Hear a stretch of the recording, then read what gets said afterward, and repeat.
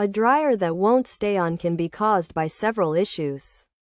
The main reasons for this problem include a faulty door latch, a defective moisture sensor, or a faulty power supply. To fix these issues, start by replacing the door latch. Remove the dryer from power. Take out the door hinges and screws, and use pliers to remove the old latch. Then, install the new latch, reattach the door, and screw the hinges back in place. If this doesn't work, the moisture sensor may be the culprit. To replace it, disconnect the dryer from power. Remove the screws holding the top panel, and unplug the wiring harness from the control board.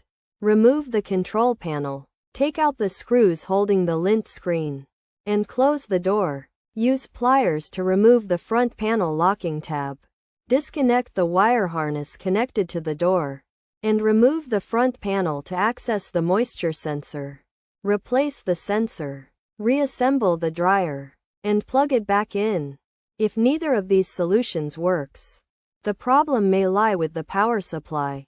Check that the dryer is properly plugged into the socket. Ensure the circuit breaker hasn't tripped, and inspect the dryer's cord for any damage. If none of these steps resolve the issue, it may be necessary to contact an electrician to check the power connections. By following these steps, you should be able to fix a dryer that won't stay on.